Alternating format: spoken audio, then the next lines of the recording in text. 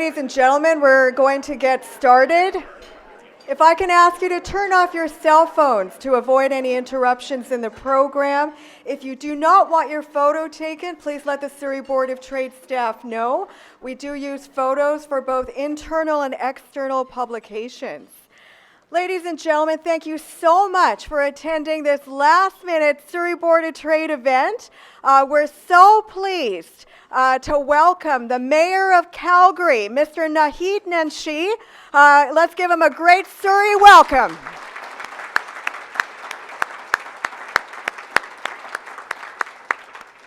I'd like to begin by acknowledging the land on which we gather, which is on the land of our Coast Salish people, specifically the Kwantlen, Katzie, Semiahmoo, and Tsawwassen First Nations.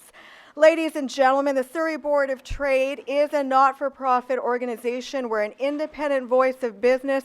We are here to support business, bring business into the city, make Surrey an opportunity city, because we are going to be the largest city in British Columbia very soon. A third of our population is under the age of 19. We have the most number of manufacturers in British Columbia, right here in Surrey. And we are just really focused on infrastructure investments in our city by all levels of government. And we need to do this in collaboration with each other. And events like this simply would not take place without sponsorship. So please, help me thank our community sponsor, the Canadian Association of Petroleum Producers.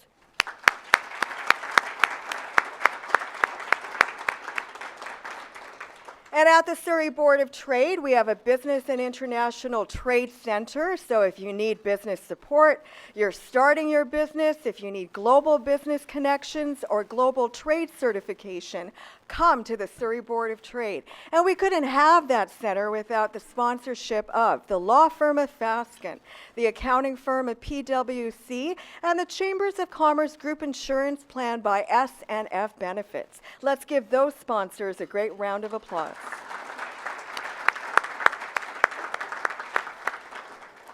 And to recognize some guests in the audience with us, please help me welcome Member of Parliament for Cloverdale Langley City, Tamara Jansen. Mayor of Abbotsford, Henry Braun. City of Surrey Councillors, Linda Annis and Brenda Locke. Surrey Fire Chief, Larry Thomas. Surrey City Manager, Vince Lalonde. And I'd also like to recognize former Mayor of the Township of Langley, Rick Green, is in the house.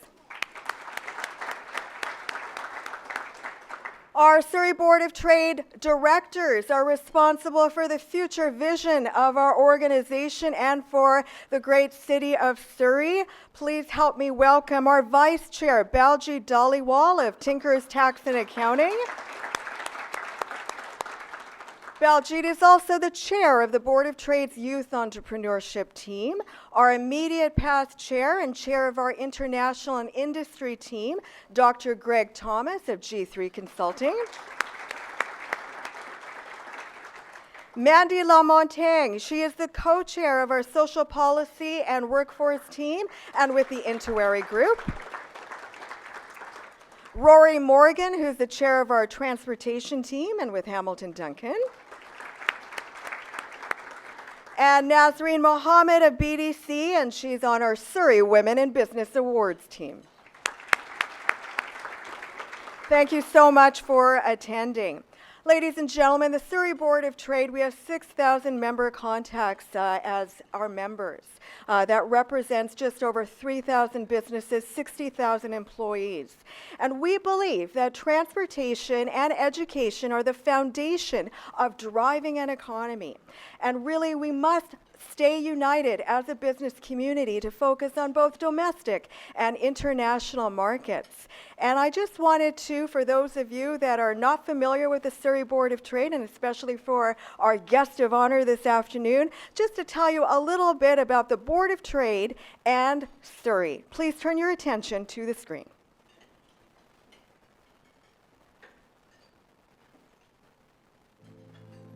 It is a fact that the economic powerhouse is in Surrey as we become the largest city in British Columbia. That brings opportunity with the largest amount of industrial land inventory, a border-crossing city with our largest trading partner, and an international docking facility that brings in goods from all over the world. The Surrey Board of Trade represents 6,000 member contacts and over 60,000 employees. You're invited to work together with the Surrey Board of Trade as we set the stage to become BC's largest city. The Surrey Board of Trade connects you to a network of businesses and professionals, locally and internationally. Take your business further, expand your brand, and let the Surrey Board of Trade's government advocacy help your business and your economy.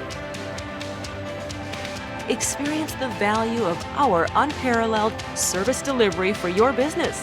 Business connections, workplace training, international trade center, government advocacy, business and entrepreneurial center, industry development. The Surrey Board of Trade, here to support your business and attract business. Become a member today. Visit businessinsurrey.com. Surrey, where business happens.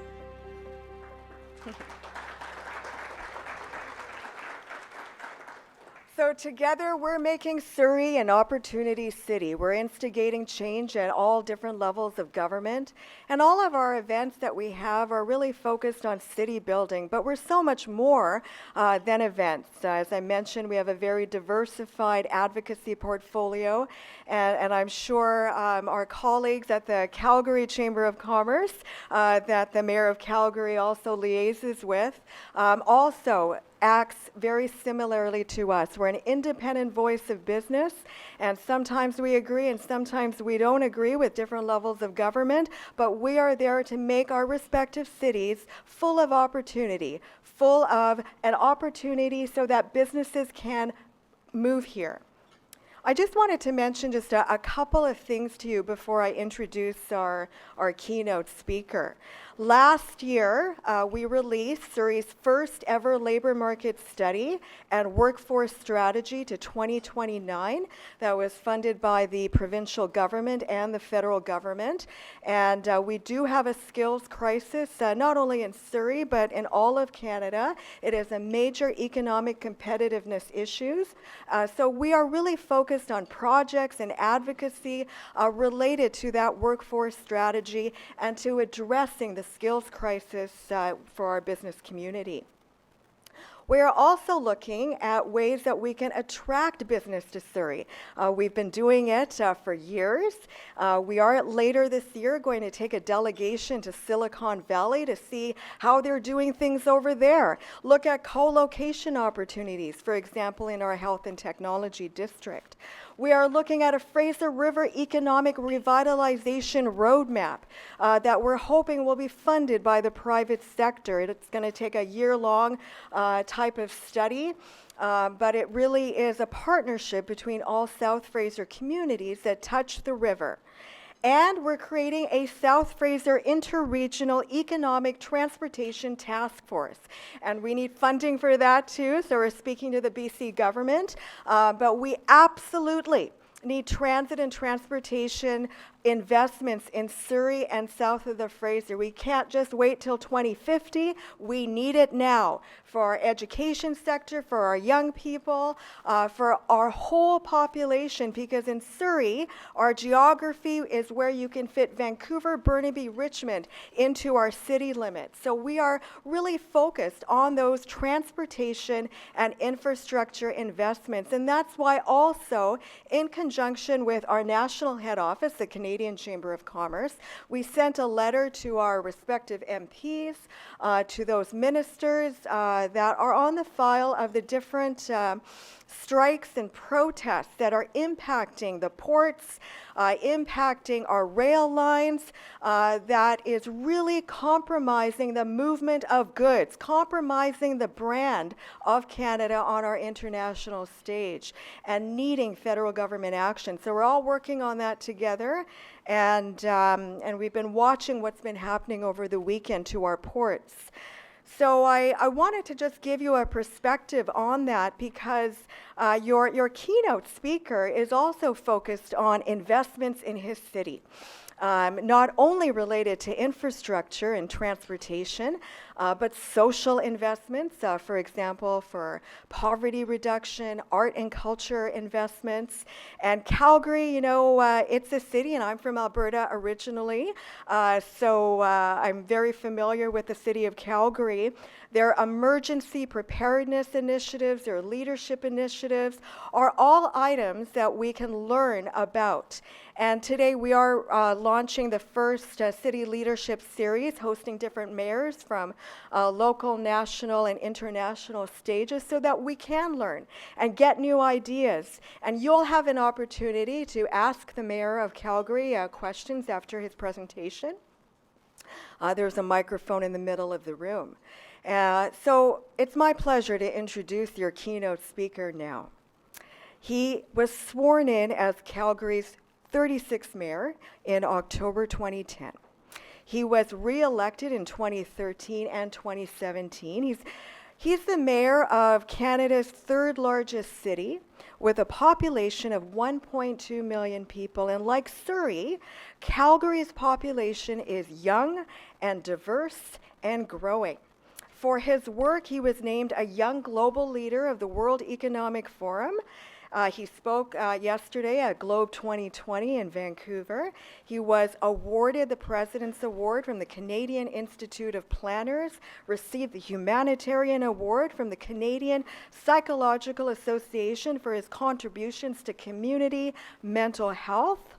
And in 2013, after his stewardship of his community during devastating flooding, Maclean's magazine called him the second most influential person in Canada after the Prime Minister.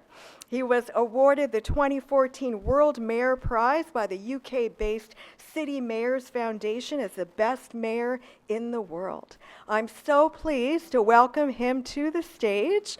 Please help me welcome the Mayor of Calgary, His Worship, Naheed Nenshi.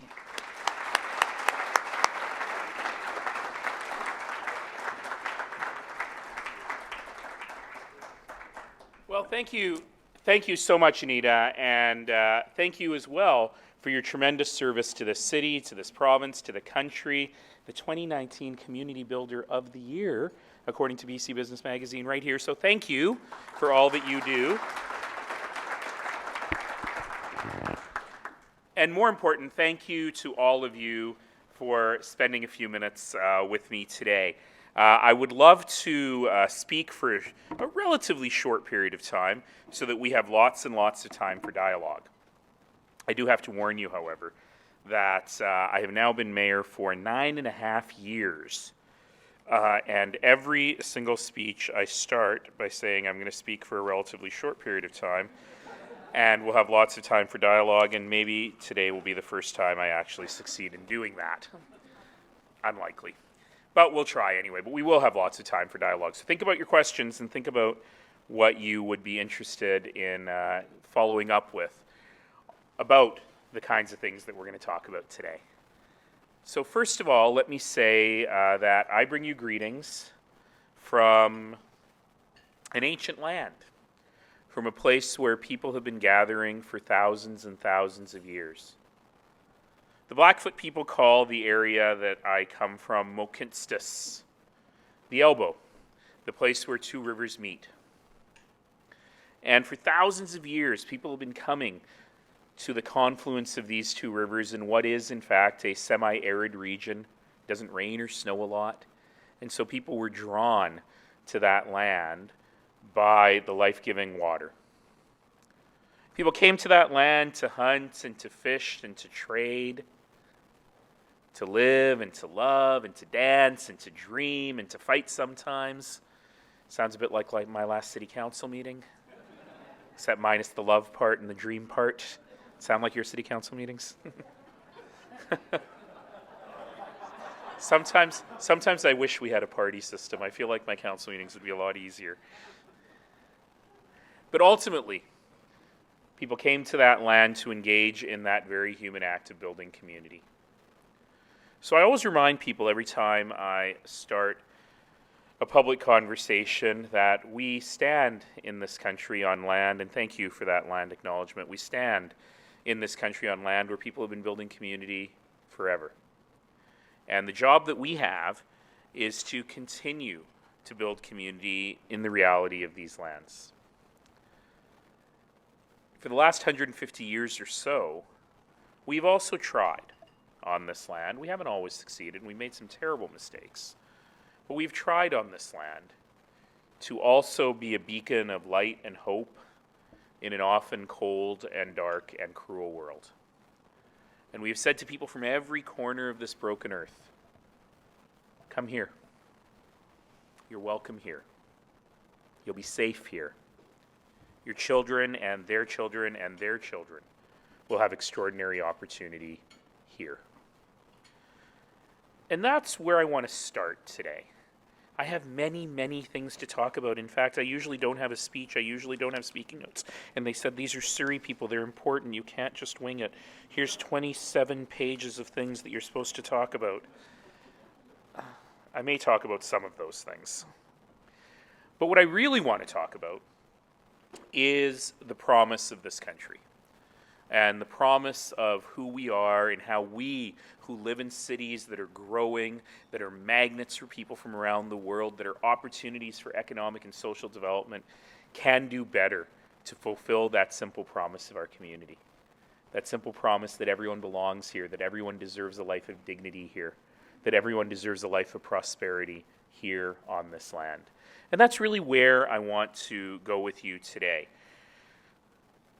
Primarily, I'm looking at my notes going, should I go back to? Nah. I don't know much about Surrey, I have to admit. That video was very helpful, thank you. But what I do know is that this is a place that lives inclusion and diversity every single day. And Calgary is also that place, by the way. 1 in 4 Calgarians now, almost 1 in 3 Calgarians come from a visible minority. Nearly half of Calgarians come from a family where they themselves are a newcomer or they are a first-generation Canadian. And nobody in Calgary was born in Calgary. That's not quite true. Last night I was out with someone who said he was a third-generation Calgarian, and that is extremely rare. And of course I met him in Vancouver. He is from Calgary, he was just visiting. Because we've always had that defiant sense of openness, because we've always said that, especially now, in a world where the trend and the fashion seems to be towards being closed borders, closed arms, closed hearts, closed mind, closed economies, I believe that the success of Canada, and the success of Calgary in particular, is in remaining defiantly open.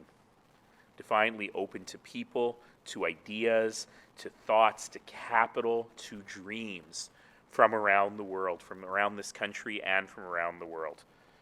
And so there's a lot of good work we've got to do together. Now, sometimes there are challenges. For example, I'm very lucky, and the mayor of Abbotsford and the city council members from Surrey would appreciate what I'm about to say. Of the regional population of Calgary, about 90% of that population lives within the Calgary city limit.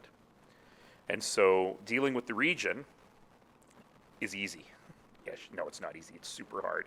But it's much less of a big deal than it is here in the Lower Mainland in figuring out how to work across these boundaries. But regardless, we still have a city that different parts of look very differently. And the part of the city that I live in, interestingly, has really shifted and changed over the last 10 years or so, due in no small part to in-migration from the Lower Mainland, and particularly from Surrey. So the neighborhood that I live in, demographically, is almost, I always say that it is the least ethnically diverse neighborhood in Calgary. And it is the least ethnically diverse neighborhood in Calgary because everyone looks like me. I can't really say this joke in a mixed crowd, but I will anyway. The joke in our neighborhood is that the city of Calgary never knew whether they should designate the neighborhood urban or suburban, so they chose turban. The point being that it is also a neighborhood, and maybe this might resonate with people in the audience here today, that because of perhaps its ethnic diversity, because of its reputation as a place where newcomers come first, when they come to the city, has also suffered from decades of underinvestment. Underinvestment in infrastructure, in equality building services, even in simple things like public transit. And one of the things that I've been working hard on over my nearly 10 years in this job is really investing in places and people that brings us equity, equality, opportunity, and prosperity. And so I was asked today to speak a little bit about infrastructure investment, and I will, but before we get there, I want to talk about something that I think is a bit more existential and something that I think we really, really need to talk about. So I started the conversation by saying that Canada is a place where everyone has the right to live a life of prosperity and everyone has the right to live a life of dignity. And I think that we have made tremendous strides as a nation towards fulfilling that promise. Does it work for everybody in every case? Of course not. But I think we've made tremendous strides, and I think that's something that we can be very proud of. There's nowhere in the world that I would want to live more than in this nation. There's nowhere in the world where I think we are equipped to solve the pressing issues of humanity. The biggest question today, I think, facing the human race is the oldest question facing the human race. How do we live together? How do we live together in a way that is respectful of all of us and all of our opportunity? In a world that is increasingly consumed by division and anger and hatred and mean-spiritedness, how do we as Canadians stand against that? How do we live together? How do we live together in a world where too many politicians from every side of the political spectrum find it easy or convenient or even politically expedient to engage in language and action, rhetoric and policy that seeks to divide, that seeks to set citizens against citizens, that seeks to put us in a place where our neighbor is not a source of our strength, but our enemy?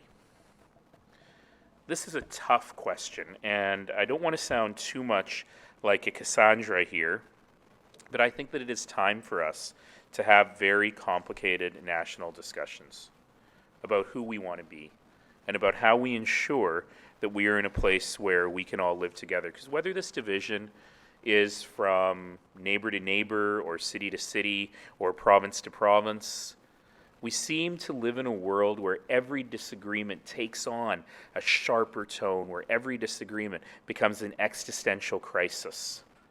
It's almost become second nature in our political dialogue, in any disagreement, to actually discount the position of the person of the other side.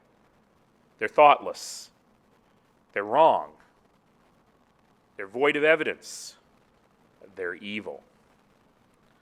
And ultimately, we have to be able to get beyond that conversation. And when Anita was introducing me, I was looking at the wonderful newspaper that you have on your tables there, and looking at the criticism that the Board of Trade had of the Surrey municipal budget. Of course, that was the page I turned to. And in fact, what I saw was a very thoughtful critique that said, listen, don't just cut our taxes, invest in arts and culture, invest in the riverfront, invest in the things that are going to make business work in this nation. And that's precisely the kind of conversation I think that we need to have. You know, I have been involved, I've only been a politician for 9.5 years, and I never thought I would ever be a politician. I'm an academic, I'm a nerdy professor. I thought that I really wouldn't love spending my time trying to be charismatic and kissing babies and shaking the paws of puppies.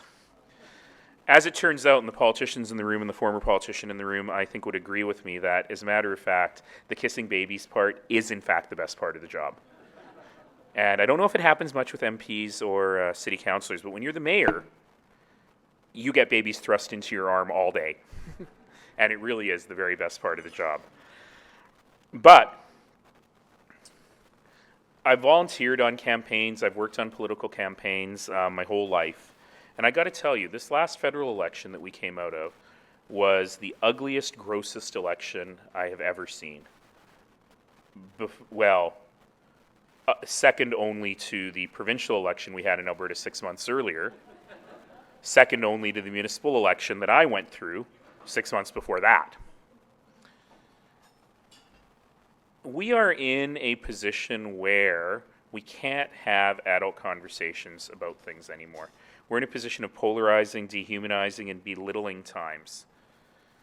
And I want to raise this because I think that it's time for us to have a very serious conversation here in British Columbia, but across the country, on one of the most important topics facing us, and that is, how do we ensure prosperity for our nation while acknowledging the need to take serious action on climate? How do we balance off the need to ensure that our economy continues to fight poverty, it continues to provide energy to people around the world, while making sure that we are grappling with the defining issue of our generation, which is what happens to the next generation and the one after that? So I was just saying that I was in Ottawa last week. I think Surrey is my 5th city in 8 days. It's not as glamorous as it sounds. But I was in Ottawa last week, and I had the great pleasure of being stuck in the Ottawa airport for 6 hours because there was a problem with the radar on Friday night. And as I was saying to your MP, Friday night in the Ottawa airport is a wonderful place to have lots and lots of meetings because every member of Parliament is desperately trying to get home. Did you make it home on Friday? Well done. I got home at 4 in the morning. And what I realized in all those conversations with these great members of Parliament, recently elected or people who've been there for a long time, is a remarkable lack of understanding of the rest of the country. People understand the place they come from. If they are lucky, they understand the very strange Ottawa bubble in which they operate. But there's not a lot of understanding of what's going on in the rest of the country. And I walked into a conversation. So I was supposed to be in Ottawa talking about important mayor stuff, and I was giving a panel presentation on the critical issue of pedestrian safety. But what happened was I ended up walking into a massive national discussion about a mine in northern Alberta and the symbolism of that mine and what that really means for the future of the country. And the other thing I discovered about Ottawa, and hopefully you'll discover this, or already have discovered this as a Ricky MP, the other thing I discovered about Ottawa is it is a city full of extremely lonely people. They've left their families at home, they're doing public service in Ottawa, and they have nothing to do in the evenings. So if you happen to have a friendly open facing or the mayor of Calgary, sitting at a bar stool or in the lobby of a hotel means you're going to have lots of meetings, and people will gather around you. Does that happen to you most nights in Ottawa? Oh, good. But I did have to get to have meetings with people really from coast to coast to coast about why the Teck mine matters to Alberta, what the implications of approving that mine are on climate policy in the country.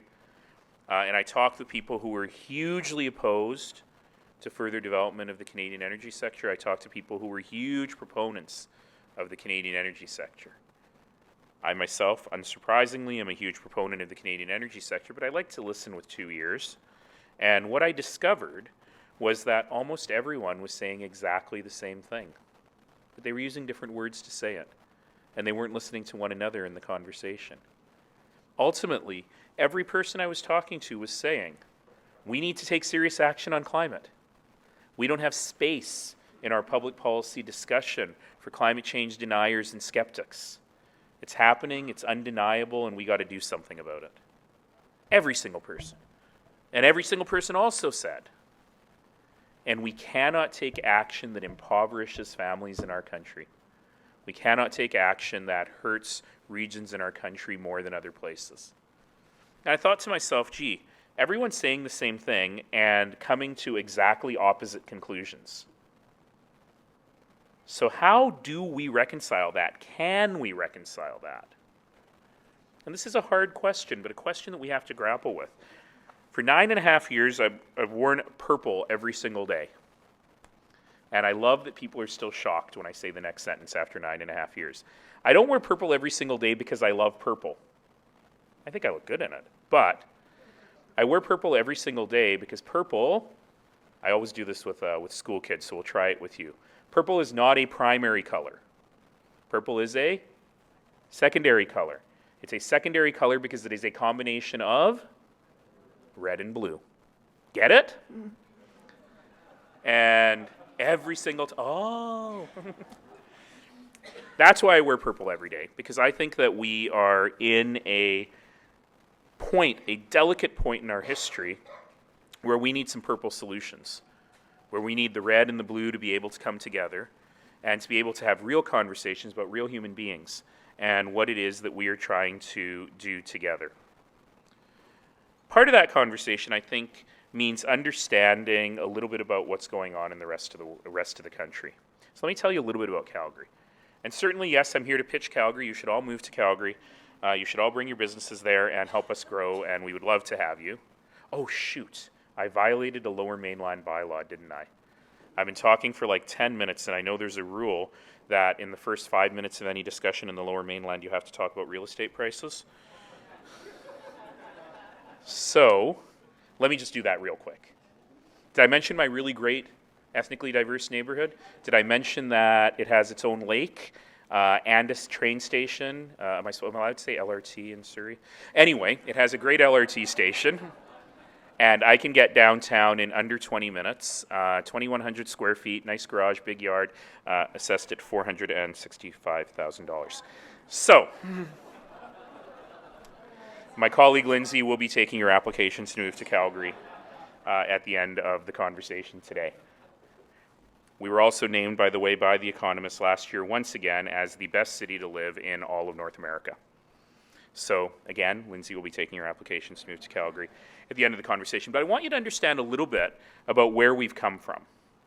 So imagine that in Calgary, we had the lowest unemployment rate in the country for many, many, many years. It went from the lowest unemployment rate in the country to the highest in 18 months. We went from essentially 0% commercial vacancy, you couldn't get an office in downtown Calgary for love or money, to a situation where 1 in 4 buildings in downtown Calgary sit empty. 18 months. So you have to imagine the level of dislocation that has on people and on their lives, and how incredibly jarring that is. Now, I'm going to tell you a secret about Albertans that we never like to admit, but I will admit it to you anyway. So, Albertans are secretly very proud of the thing we complain the most about. We're secretly very proud that we have been able to share our prosperity with people around the country, and that we have been able to help the government, or I should say the country, the nation, grow. Even now, when Alberta is in the economic doldrums, we still contribute about $20 billion more a year to the federal government than we get back in all federal government services. And we're secretly proud of that, even though we complain about it. But ultimately, now that things are difficult, now that Alberta, even this last month, Alberta shed 19,000 jobs in a jobs report where the unemployment rate nationally dropped to its lowest rate in generations. So clearly our national economy has bifurcated. Alberta, Saskatchewan, to a lesser extent, Newfoundland and Labrador are going in one direction, and the rest of the country is going in another. And it's important for us to understand why that is. And yes, we've had tons of entrepreneurship, tons of innovation, really exciting things happening in Alberta, but fundamentally, there's still that economic pain. More than 100,000 of my neighbors in Calgary are feeling the pain of unemployment and uncertainty about the future. And that's why conversations about our future need to start with that real base of understanding. You know, Calgarians and Albertans sometimes hear from other people in this country that they are celebrating our struggles, that they are equating a struggling Alberta economy with, that's good news for the environment, or those folks were too big for their britches before, or they're all climate change deniers anyway. I was on the CBC panel on the night of the federal election, and someone actually said that Well, Albertans are all climate change deniers anyway. And these are the sorts of things that we have to be able to get beyond. These are voices that are putting their own needs above those of our collective good. You know, my Premier, Premier Kenny, with whom I'm not always best friends, said some very smart things this weekend, I thought. He reminded us that even after Canada goes net zero in 2050 on carbon, the most climate optimistic scenarios from the International Energy Agency continue to say that some 80 to 85 million barrels of crude oil will be used every single day. And he asks a question. He says, as Canada works to net zero, as we work towards climate leadership, should we also not be working to a world where that very last barrel of oil burned on the earth is a barrel of Canadian oil? A barrel of oil that comes with it high environmental standards, good human rights records, and high labor standards. That is a very legitimate question to ask. And maybe that last barrel of oil will be a Norwegian barrel, or maybe it'll be an American barrel. But we need to compete for that. We need to be part of that conversation. As every major oil producer in Canada reaches towards a net zero goal, as they have all announced, we need to be part of the conversation of how we get there and what that really means. We need to be part of the conversation around the fact that the single most consequential thing Canada can do for climate in the world is to get LNG built in British Columbia. Because if we can displace coal in Asia and in other parts of the world, the impact on global GHGs, on global greenhouse gas emissions, will be greater than any action we can take in Canada. So we have to be able to get to these conversations about the world that we want. And we have to be able to get beyond the ideology, or as I say when I'm talking to the Vancouver hipsters, it's time to put the Instant Pot on quick vent. Get the pressure out of the system. Only those who cook got that joke. Get the pressure out of the system and start talking about the world that we want to build today. And the good news is we get to talk about that world from here. We get to talk about that world from a position of strength in Canada, in the very best place on earth. Okay, I'm on page 7 of 28.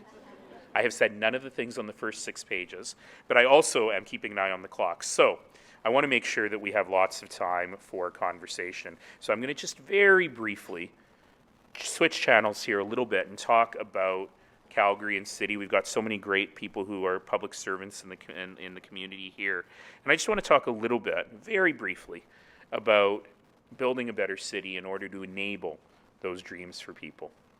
You know, one thing that city councils do, and I'm sure you guys have done it already, is we spend endless time trying to develop a strategic plan for the city. And we spend endless time trying to develop what are our priorities for what the city needs to be. And here's the funny thing. Every single city that goes through all of this ends up with the same 5 priorities. So I'll save you a bunch of time. The 5 priorities are always the same. A prosperous city, a city where people can live their dreams and grow, a healthy and green city, a city of mobility, we call it a city that moves, a city of safe and inspiring neighborhoods where there is social development, and we fight, well, poverty I usually put in prosperous city, and a well-run city. And ultimately, those are the things that I've been trying to do as we transform government in Calgary, as we've done over the last 9.5 years and as we continue to do. Lately, of course, my theme has been entirely based on the economy and on creating, retaining, and attracting jobs and building jobs. But remember, that only works, and that's why I was really intrigued to hear the Surrey Board of Trade's budget submission. That only works in the context of building a great city where you can attract and retain people, as well as business. And it means investments in things like the arts and culture are not soft investments. They're actually hard-nosed economic development investments. They're investments that bring people and keep people working and living in the community. And so we're working on a lot of those things in Calgary, and I encourage all of you to visit, from our cultural and entertainment district to the fact that even in tough times, your city council, not your city council, my city council, took the unprecedented and courageous step of doubling our arts funding and making a statement about who we wanted to be as a community. But we need help. We need help from our provincial governments, from our federal governments. By the way, I will never ever say levels of government. That drives me insane. It implies a hierarchy. Orders of government. We need to all work together to serve the exact same citizen every day, whether it's tourism, whether it's building out flood infrastructure, whether it's focusing on economic development through our entire community. I love that there's a line in the speech that says, "I'm not the premier." Well, thank God for that. All due respect to any MLAs in the room. But ultimately, that's what makes mayors powerful voices for their communities, because we are able to stand for everyone in the community, not red, not blue, but entirely purple. I also have 3 pages in here on our LRT investments, so we'll just skip over those right now. The point is, it's a rapid transit investment. The mode doesn't matter. What matters is that you should be focused on rapid transit investments, as the city of Surrey is. So, but ultimately, it really comes back down to that promise to the community. So I want to come back to this conversation. I just want to tell you one quick story. A few years ago, I had the opportunity to go to the 100th birthday of a local school, Connaught School. Connaught School is in downtown Calgary, in a community full of high-rise buildings, which is a real mix of wealthy people without kids and families with small children, often newcomer families. That school is named after the Duke of Connaught, the Governor General of Canada, who was the first Governor General to visit Calgary. And it was celebrating its 100th birthday. So in that school, I've forgotten the real numbers, but I can give you a sense of it. In that school, there's about 150 students. Of those 150 students, they come from 60 different countries, and they speak 45 different languages at home. And I had the opportunity to chat with some of those students, and what I heard was pretty harrowing. I heard stories of violence, of war, of deprivation. The kids came to this country with nothing. The lucky ones had their parents. The unlucky ones didn't even have that. And here they all were, sitting in front of me in the school gym, cross-legged on the floor, wearing t-shirts celebrating the 100th anniversary of their school. And in the back, I saw some of the parents. Some were in suits and pumps, some were in Tim Horton uniforms. Some were wearing ball caps, some were wearing turbans, some were wearing hijab.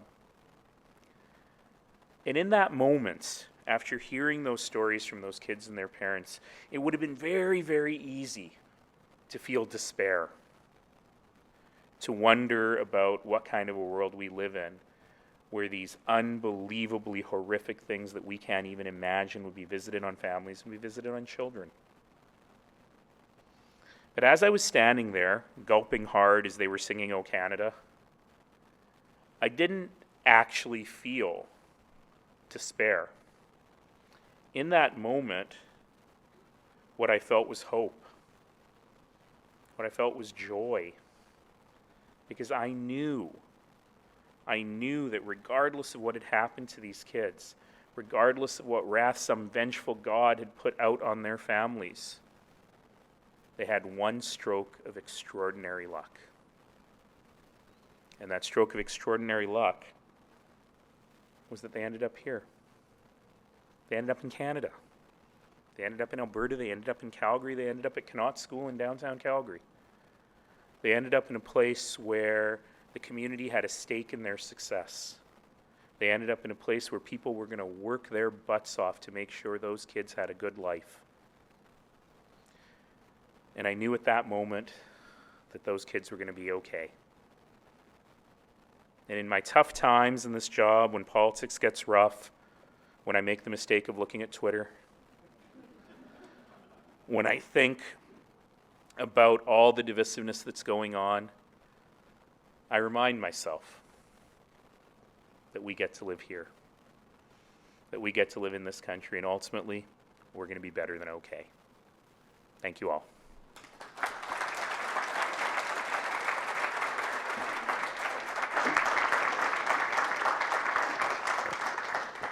So, ladies and gentlemen, we have time for questions. Please go to the microphone, indicate your name and your company name and your question very succinctly. But I'm just going to start it off. Mayor Nenshi, thank you so much for coming to Surrey. And the first question that I have for you is two parts. It's the question of unity. I believe in national unity, Canada being one.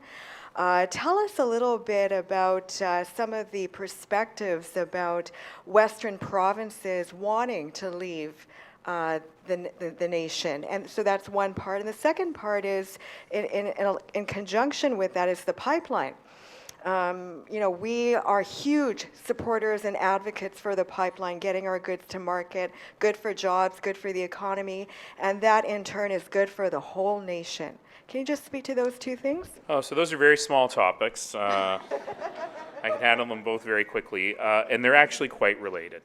So I don't want to make too much of this, but I think I have to make too much of it. We are in an incredibly dangerous moment in Canadian history.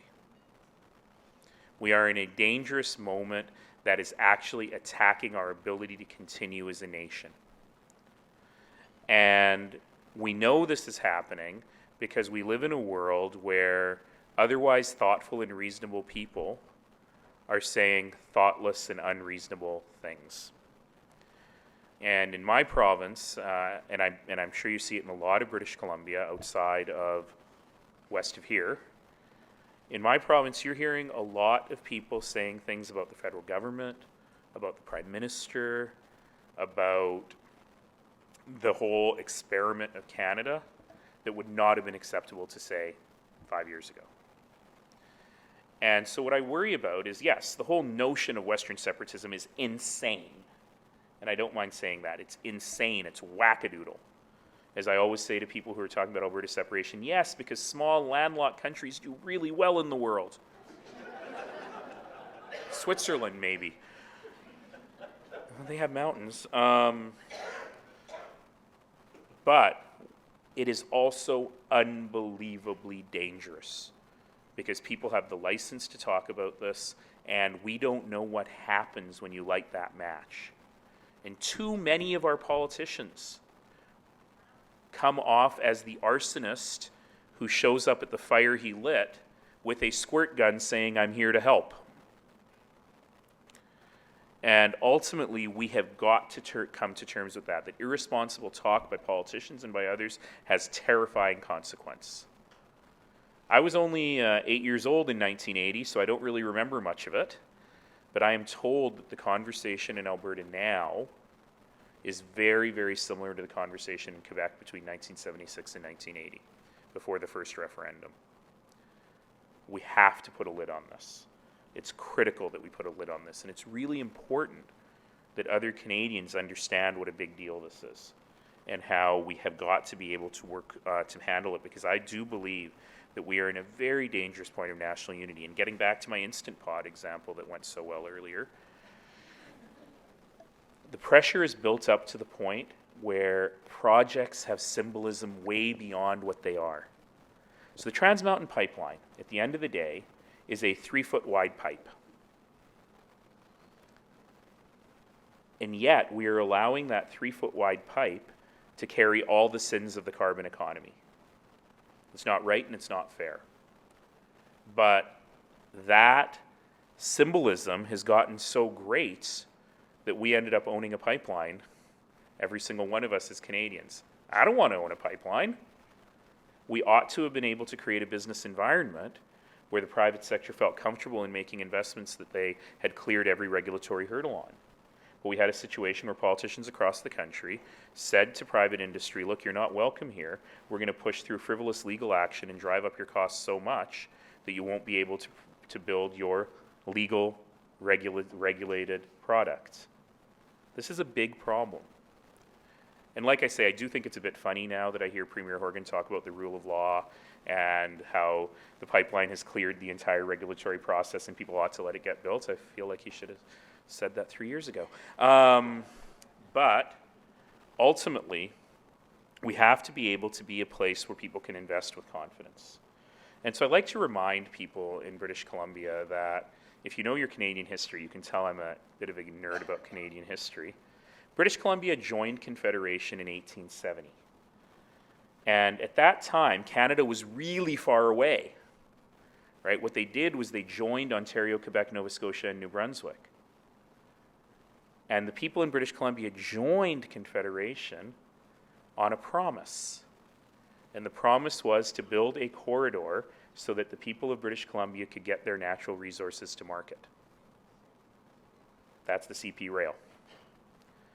And ultimately, that's why we have a country, because we figured out that helping regions become prosperous by using other regions is what really matters.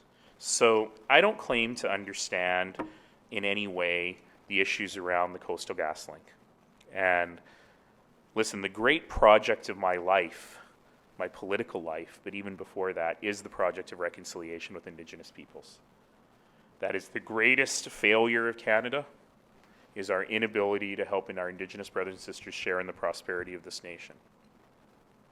And so, yes, I could proclaim that you've got hereditary chiefs and elected chiefs, and ultimately the voice of the people should prevail, and the voice of the people is probably best expressed through the elections in which they vote for people. But that's not the point. The point is that we've allowed it to get to this place. And all of us have to determine what we're going to do in order to move forward. Now, I'll tell you one interesting thing. I was sitting down with a federal cabinet minister from Quebec, a senior cabinet minister from Quebec, day before yesterday. And she said something I was not expecting her to say. She's not seen as a big friend of the Alberta energy sector. But what she said to me was, she said, if we had lost 150,000 jobs in Saguenay, or if Ontario had lost 150,000 jobs in Oshawa, this would be a national crisis, and the entire weight of the federal government would be focused on this. Why is it that we've allowed ourselves to get in a position which no other country would allow itself to get into, where we are impoverishing a region by not allowing its products to get to market? And the thing that I know nobody here will be surprised by what I'm about to say, but people in Ontario to this day are surprised when I say this. We have a non-renewable natural resource. By the grace of God, we've been gifted with this resource within our country. And we understand that there are huge implications on exploiting this resource on climate, and we've got to figure out smarter ways to do it. But what we're doing today is we're selling a non-renewable polluting resource at a fraction of the world price.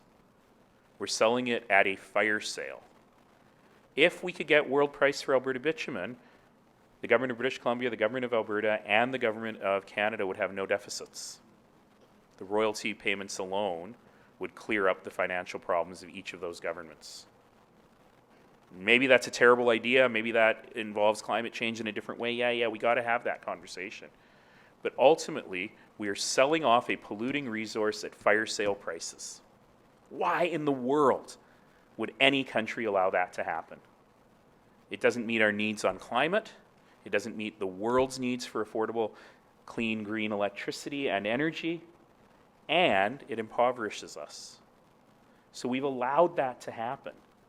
We've allowed ourselves to build an industry, our largest export industry in the country, that has only one customer, the United States, and because of technology largely developed in Canada, our one and only customer is also our largest competitor. Most people don't know the United States exported crude oil 2 years ago, for the first time since the Nixon years. And so we've done that to ourselves. We've done that to ourselves through not caring enough about climate, through not caring enough about where our prosperity as a nation is coming from, and it's time to come to a reckoning. That was a very short answer to a long question. Thank you, Mayor. Any questions from the audience? I'm going to keep going if there's no one approaching the microphone. Approach the mic. Ask me hard things. Disagree with me. Aside from asking you if you'd run as Prime Minister for the Purple Party.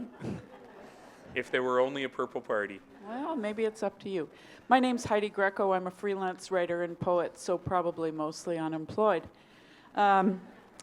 I am also a poet, a very poor one, but published. Well, congratulations and welcome to our little club. Thank you. Your city has come up with some pretty creative measures for dealing with the homeless in our midst. And we can look to the examples that you'd set, but more importantly, I'm wondering if you can tell us about any mistakes you've Sure. made Yeah, absolutely. so as we go forward. Thank you. That was actually pages 21 through 24 of the speech, and I'm really, really glad you asked me. Because in our conversation around economic prosperity, we have to remember that it's prosperity for all.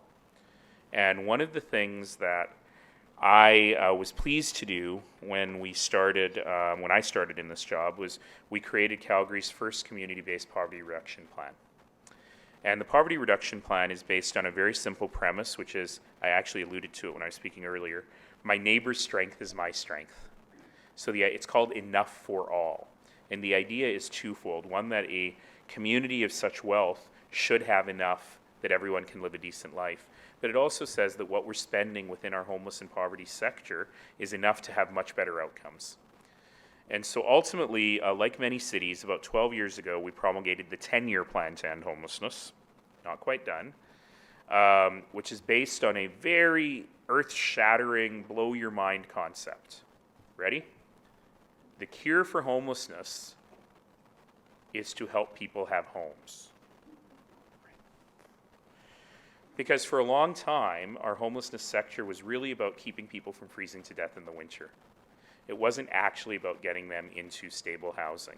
And so we've switched to a model, as most places in North America have, called housing first.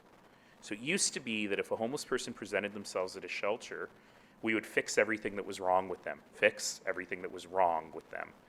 We'd get them into addiction treatment, we would get them job training, we'd help them find a job, and then they were ready to have their own home. And what we've done, as most places in North America has done, is flip that on its head and say your lack of stable housing, your lack of a key in a door, is actually in many ways the root cause of your problems, not a symptom of it. And so the key is get you into housing quickly and then help you work on the other challenges that you got. And it works, but it only works when there's housing.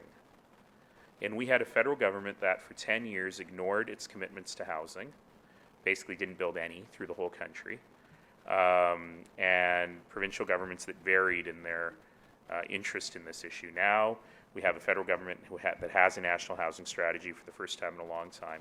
But, I often cut the ribbon on an affordable housing complex of 70 units, 50 units, and we're super proud of it. We've got this great thing called Home for Heroes, which is tiny cottage housing for homeless veterans that we just opened and got huge national and international press for it. It's 30 units. I'm short 15,000 units in Calgary. And so we're never going to get there through this mechanism. So ultimately, ending homelessness only works where there's somewhere for people to go. And I don't have to tell anyone in the Lower Mainland that the cost and availability of housing is a major, major problem. The biggest problem we're facing, and I'm actually interested in how badly it's hit Surrey. I have made the cornerstone of my third term as mayor the creation of Canada's first community-based action plan on mental health and addiction. And ultimately, the poverty plan, the homelessness plan, and the mental health and addiction plan pending need to work together.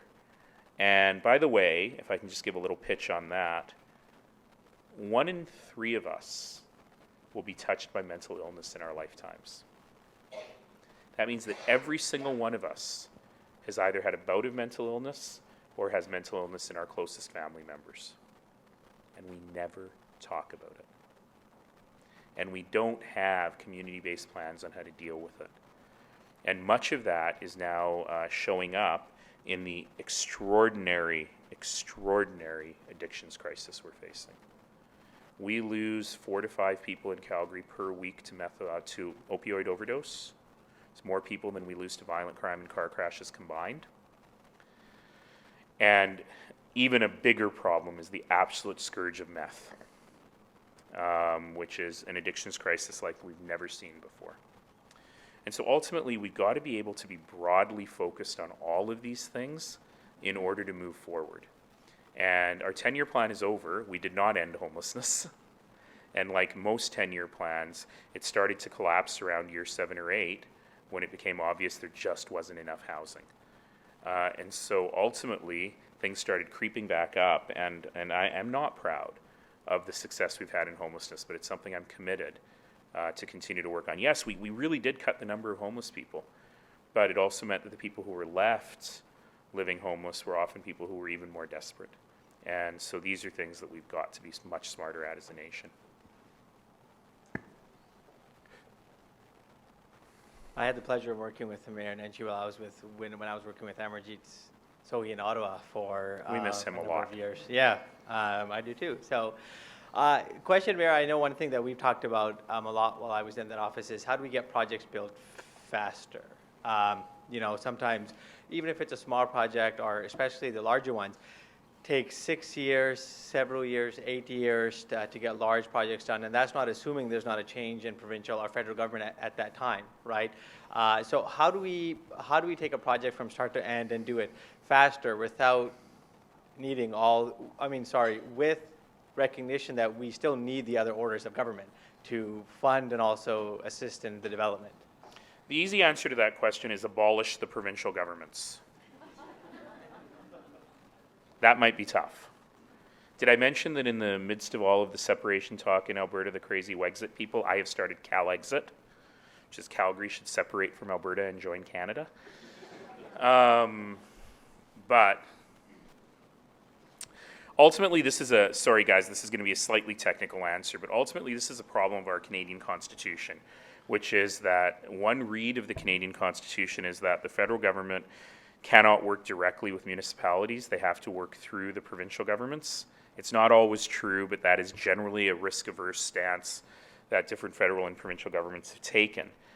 And it means that the projects never work. So he used to work with our former Minister of Infrastructure, Amarjeet Sohi.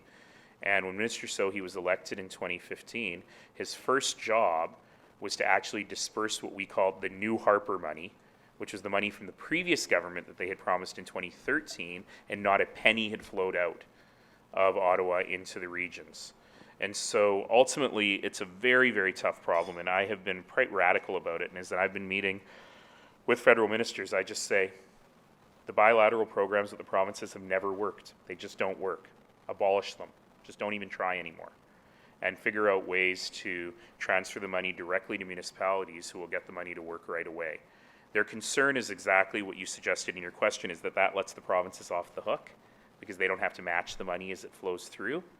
But I keep saying that mayors and councillors are very good at holding provinces to account and making sure that they're in for their portion, but we can't let bureaucracy prevent us from building things that people need right away. So I wish I had a better answer, but we've got to name it, we've got to shame it, and we've got to get that money to work for Canadians. Just a question that I have for you before that gentleman comes up is tell us about your economic development perspectives, how you're utilizing the Calgary Development Corporation, even the Calgary Chamber of Commerce, other mechanisms.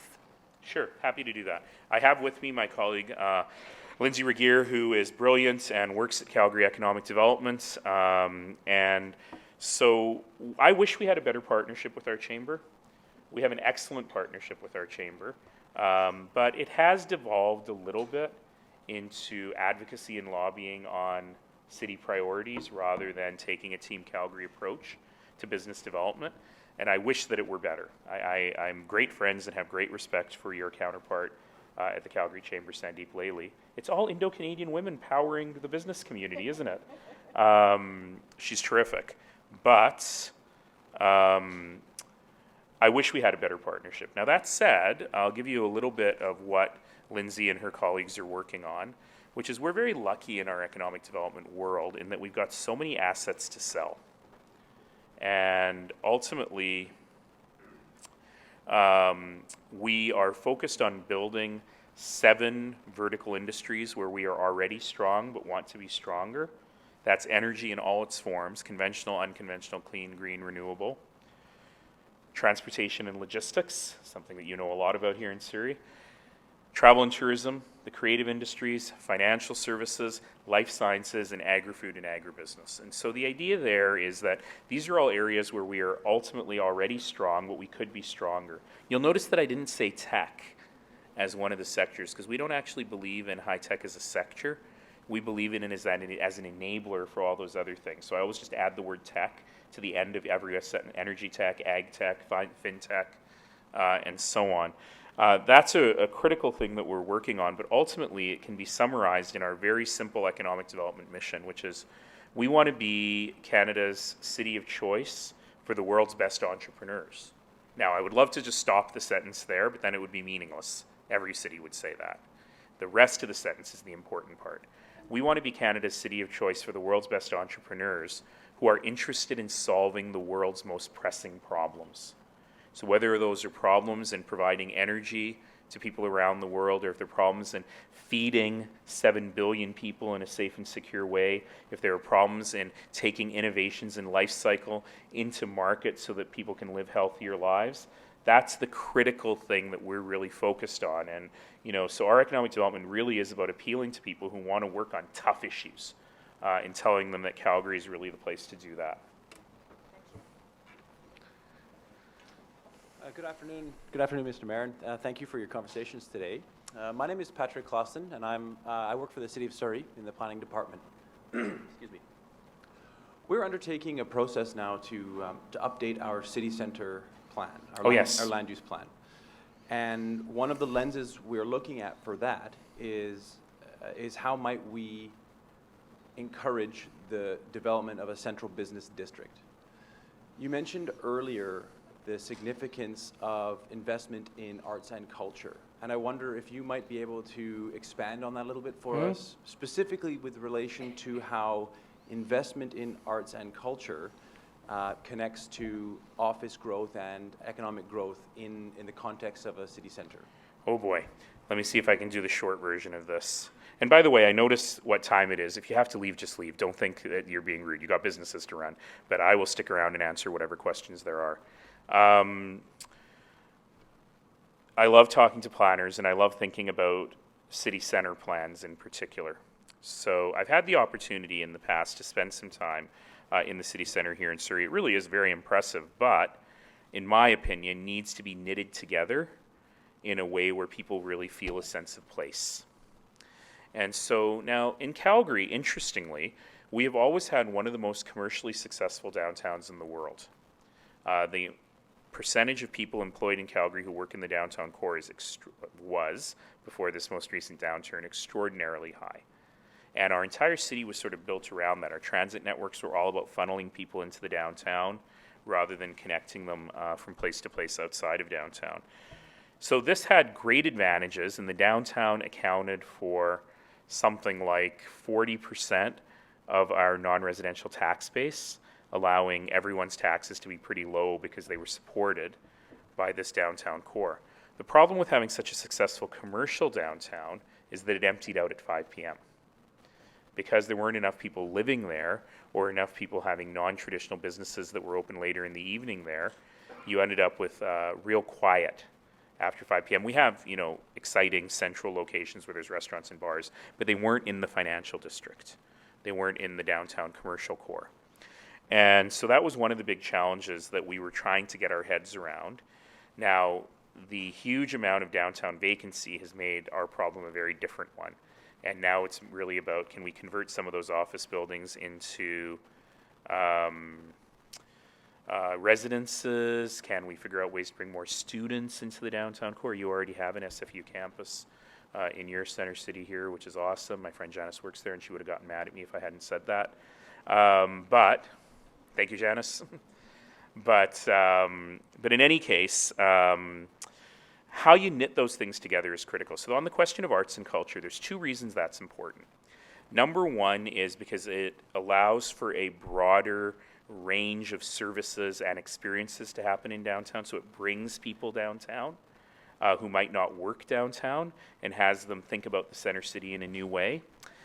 The other reason, and there's actually three reasons that it's important. The second reason is because it happens in the evening. And so if you have lots of performance and stuff that goes on in the evening, it brings people in a different day part. That's a technical planner term. Allowing the restaurants to stay open later, allowing them to get more business and so on. So thinking about the night business, some cities, I kid you not, have a day mayor and a night mayor. I am a nightmare, but not necessarily at night. See, another good joke. But that's also important. And the third thing is the availability of arts and culture is an incredibly important signal, especially to young people who are interested in living in the city, about what is possible to happen in the city. I often say that not very many people go to the ballet, but everyone wants to live in a city with the ballet. And so having that conversation is incredibly important as well. So next two questions, really quick. And I will answer them quick, I promise. Good afternoon, Mayor. My name is Solvin Kalingal. I represent an immigration company, Alliance Share Canada Immigration. I have a quick question about how do you support young entrepreneurs to come to Calgary and invest there? I want to know if you do anything particular to invite or make it more welcoming for young entrepreneurs to come to Calgary and invest there. You mean from around the world, or? From around the world, because Yeah. I come across many of my friends, and I invest in Ontario as well, so I want to know, do you do anything particular? Yeah, we're really working hard on this, particularly in terms of attracting innovators and entrepreneurs from places like India and China to be able to come in. Part of our problem is we just got to get on the radar, and make sure that people see Calgary as an opportunity or an option for them. Fundamentally, the Lower Mainland is getting full. That might surprise you. I think you all know that. And so one of the questions is how do we attract people differently there? Certainly the federal government has really good policy in place in terms of our startup visas. In the United States, you can wait 3 to 4 to 5 years for what's called an H-1B visa before your name even goes in the lottery. And once you go in the lottery, you may or may not actually get it. Here in Canada, the equivalent visa you can get in 2 weeks. So these are the sorts of things that we are trying to trade on. We've got a wonderful business in Calgary called Mob Squad. And what Mob Squad does is it really engages people from all over the world to come to set up base in Calgary and to serve the top Silicon Valley startups from a home base in Calgary. If they're having trouble actually getting into the US. So those things together, combined with quality of life and cost of living, have been a real calling card for us, and it's an area that I'm pushing my colleagues at Calgary Economic Development to think harder. We do a lot of business attraction of larger businesses, and we're now thinking hard about how to attract entrepreneurs who are just starting. Okay, thank you. Mayor Nenshi, I'm a retired teacher, a retired politician, and one of the things, and I heard Anita ask the question, but we also discussed this, in a world that is kind of topsy-turvy and rather divisive rather than coming together. And Anita, you said, how can we work together a little better? My question is, what advice do you have to some of the bigger businesses in the community and what their responsibility might be to finding the answers to the problems of the world? You talked about entrepreneurs, and I'm thinking, well, let's get a little bigger, the huger corporations. How can they contribute more? Pages 17 to 21. Perfect. Thank you so much for that question. And in fact, I'm really glad you raised it because I did skip over this. This is really important, which is ultimately the change that we need to see in our community, the support of small business, all of this doesn't really come from exceptionally good-looking politicians in purple ties making speeches. It actually comes from all of us supporting one another. And so one of the critical things that business can do is ensure that in your own business practices, you are actually supporting wealth-creating entrepreneurs in your own community. So one of the things I say to people in business, large or small, is when you leave the speech today, make 2 stops in your office. Talk to whoever's in charge of your supply chain. Talk to whoever's in charge of your procurement and how you buy goods and services. And ask them, do we have policies in place that make it difficult for small businesses, for local entrepreneurs to be able to, for us to be able to purchase goods from them? Because ultimately, if you're lucky enough to be a business, you should be the first client for your neighbor. You should be able to move to a world where you are supporting people starting out in their business. And the cities are notorious for this. Is our city manager still here? because we do the worst job at procurement. We make people fill out a 300-page RFP that no small business could ever fill out. We end up getting only a few, the same businesses apply every single time, and the prices are higher. So what we really need to do is we need to be able to blow up our procurement and think about how we're supporting small businesses in our community, and frankly, we'll probably get better prices by doing it. Number two is, if you are in a growth stage, it is absolutely critical to go to your human resources department and say, have we eliminated the two dirtiest words in the human resources Bible from our recruitment policies? Anyone know what those two dirty words are? In Surrey, you might know. The two dirty words are Canadian experience.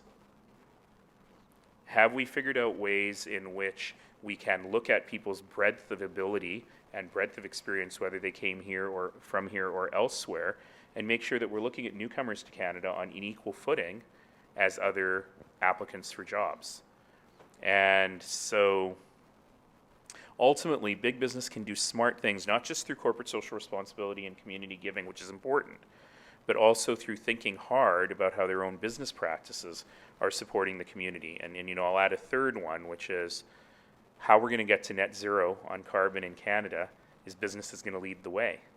And when companies like the biggest companies in the oil sands are saying we're going to net zero by 2050, they have no idea how they're going to get there, but they have the capital to put against it to work really hard on that. So if we think about procurement, if we think about human resources practices and hiring new Canadians, and if we think about the work we can do on environmental standards, business must and should lead the way. Mayor Nenshi, I'm just going to ask you one more question. I thought that was the last No, one. just one more. All right. Just one more. What is costing business with all levels of government is red tape. Oh, yes. So increased waiting times for permits, for licensing. How has the City of Calgary addressed red tape? Page 12 to 14. The very first project I started when I was mayor was a project with the incredibly eloquent name, Cut Red Tape. It was in fact the only city project I ran out of the mayor's office during my first 2 terms. So we're proud of the work that we've been able to do. There is always more. Sometimes bureaucracy is like ivy. It grows if you don't constantly be pruning it. But ultimately, it is important to eliminate wasteful regulation. It is important to help businesses do better jobs. So just a simple example. When I started in my job, City Hall is on the council chambers of Calgary is in this beautiful atrium in City Hall on the main floor, which is the second floor, because you have to go up some stairs to get there. On the third floor, directly above where council chambers is the clerks and the cashiers and the planning desk. And there are huge lineups at the planning desk, or were, all day, every day, because you had to show up in person with your blueprints to get your permits, to do all of that. All of that, and in fact, one of our very first Cut Red Tape projects was we installed a parking machine on the third floor, because if you were stuck in line forever and your parking was expiring, you could renew it from there instead of running away and losing your place in line. Helpful, but not really addressing the root problem. So now, all business permitting is completely online. So we are the first city in Canada where you can do all of your business dealings with the city completely online. And our approval times have fallen. We have been able to get to answers much more quickly.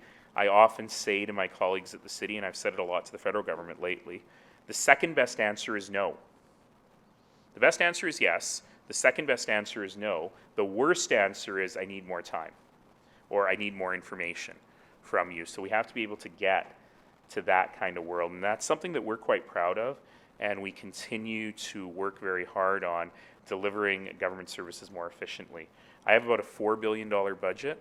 And since the economic downturn, we've managed to take out $700 million out of our $4 billion budget without really impacting frontline services by using technology and automation to be able to deliver services more effectively. Mayor Nenshi, thank you so much. Everyone thought I was going to ask you about LRT, but I didn't. So that's Rapid a good thing. transit matters. Okay, I'll tell you one bad thing. I got in a lot of trouble with my friend Mayor John Tory, the mayor of Toronto, because I made a joke at a speech I was giving in Toronto, and he did not take it well. So Mayor Doug's not here. So I might be able to get away with the same joke. What I said was, in Calgary, I grew up in Marlborough, which is a neighborhood a lot like Surrey, a tremendous neighborhood. And I said, you know, for those of you in Toronto who don't understand Calgary, I got to tell you, Marlborough is exactly the same as Scarborough, which is true, except with a really great functioning LRT. Ladies and gentlemen, Mayor Nenshi. Thank you. Thank you so much. So for upcoming events for the Surrey Board of Trade, check out our website, businessinsurrey.com. Thank you to our sponsor, the Canadian Association of Petroleum Producers. Ladies and gentlemen, make it a great business day. Thank you all.